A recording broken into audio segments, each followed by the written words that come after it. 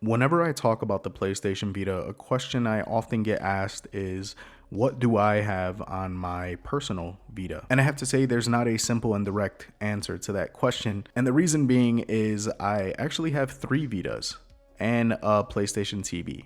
And I promise you, this is not a flex.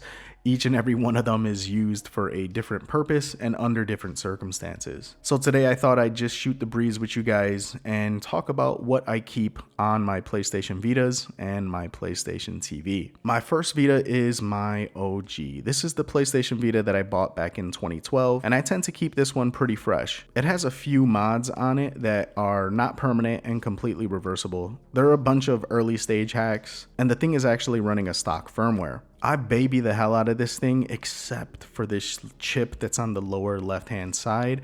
Oh, it drives me crazy to look at. I dropped it once a few years ago while filming, and this is a permanent reminder of my negligence. It makes me cringe every time I look at it. The primary use of this Vita is to play games. I have a pretty large Vita collection, and it's still continuing to grow. The PlayStation Vita is one of the consoles that I love collecting games for, and naturally I want to be able to play them. So I keep this one stock and pretty vanilla, and this is my go-to whenever I want to play a Vita game. Like I said before, I baby the hell out of it, so despite it being pretty old and actually getting a lot of use, I kind of use it a lot. The screen, buttons, analog sticks are all still in really good shape. Of the three Vitas that I own, this is without question my favorite. Probably because it's the one I got when the Vita was still new and exciting, and it has never left my side since. My next Vita is the one I refer to as my hack and sack. This is the Vita that I have all of my hacks, homebrew, and emulators on. And I refer to it as the sack because it's the only one that leaves the house. If I ever want to take a Vita with me somewhere,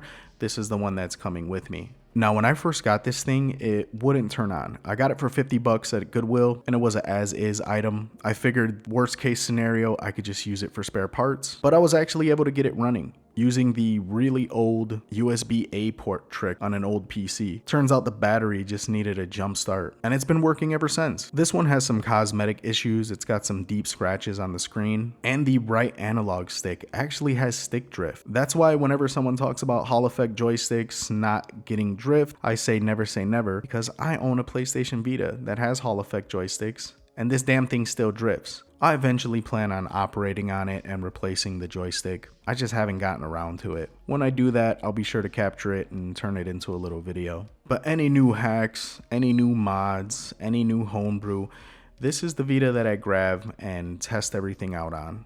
To call it a throwaway Vita would probably be an insult.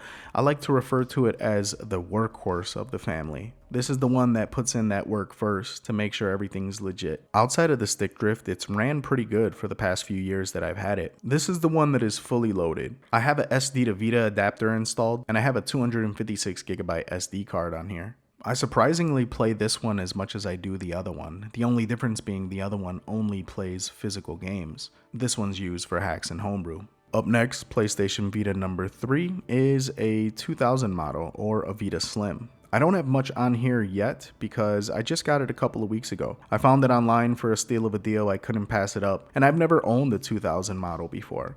I know what some of you guys are thinking, why the hell did it take you this long to get a 2000 model, especially being a collector? And it's because the screen sucks. I don't care what anybody says. I hear people defending this thing all the time, but look at these two side by side.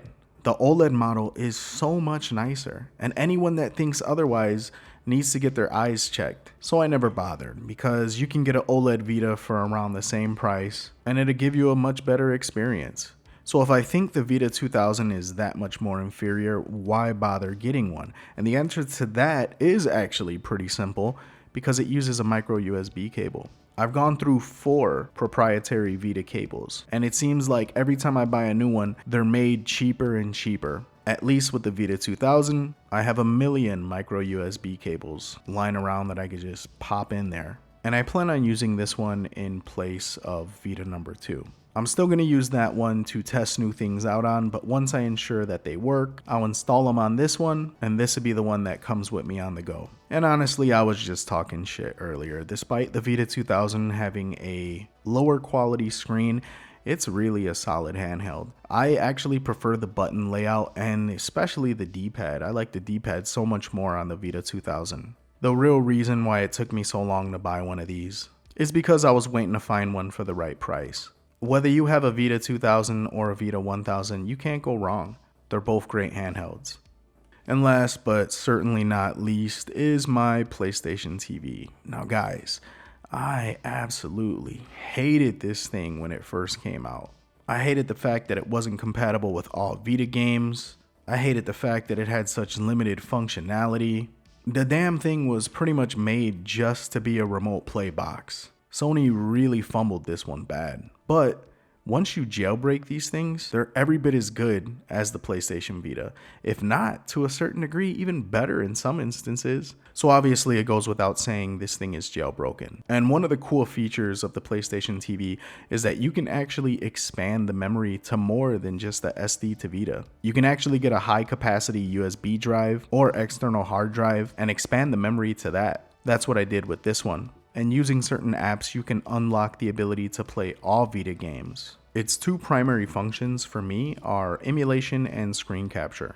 I have this thing loaded with a bunch of emulators, specifically PS1, as well as a bunch of PSP games. If I ever need footage of a Vita game, PSP game, or PS1 game, I plug this thing into my capture device and I get the footage from here. I also have a bunch of digital games on here that I purchased early on. Like a lot of the Vita's launch titles are on here. I don't really play them that often, but I made sure to keep them downloaded. It's not a device that I use often, but it's one that I'm definitely glad I own. And I use it a lot more than I ever thought I would when I first bought it. I remember at one point you could pick these things up for like 20 bucks. This was before they were able to be jailbroken. I remember wanting to stock up on them, but talking myself out of it.